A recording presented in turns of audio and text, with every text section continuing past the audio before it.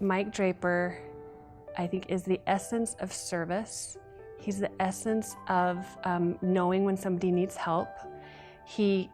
Sometimes you can't take away the problem or the situation that somebody's going through or the hardship, but he always is the first person, the front line of trying to make it better, seeing how I can help this person, this group, this community. He offers himself, his time, his resources, and I just think that he's the perfect person for this. Well, he has shown in his life that despite having a very busy, demanding work load and work expectation, he's able to carve out time away from that to do similar types of things in servicing people and helping people. And being a great teacher, he's going to be marvelous in helping youth understand that there's more to life than just earning a living and playing, but we need to give back.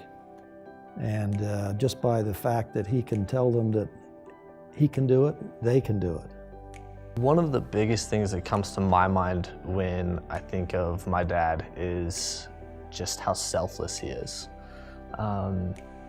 I look at the amount of time that he spends not only at work and with family and how limited that makes his own free time, and the willingness he is to not only go out and help other people during that free time, but the joy that he has while he does it, I think is just something that really makes him really a selfless person. Honest, Forthright, yet calm and humble and mild. He's not pushy, he's not overbearing, but he has a confidence about him that is remarkable, and he's always upbeat. Genuine. He really is one of those guys that he's just always genuine. He's always himself, and everybody likes him. So there's been a lot of times I've done service with my dad. Just some of the ones that really stick out to me was actually on a Youthlinc trip when we were in Thailand.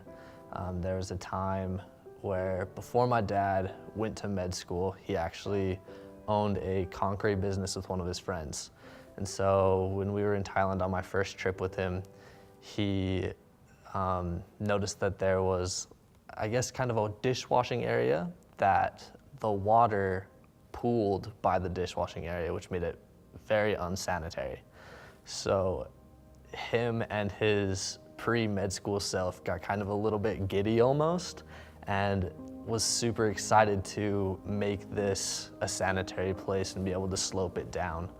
And so that way, instead of having this dirty water that the children were standing in while they were cleaning their dishes, they were able to have a clean area. The joy that he had to be able to give that to them is something that will always stick with me, I think. He leads by example. He's the mentor and the leader that you want to follow because you know that he lives everything he does and everything he says. Every time I talk to him, it seems like he's either just heading out on another trip or coming back on another trip from, somewhere in the world where he's just helped thousands and thousands of people. I think one of the things that really exemplifies my dad being a lifetime humanitarian is just the willingness he is to serve, and not only in organized and structured situations, but also during spur of the moment things.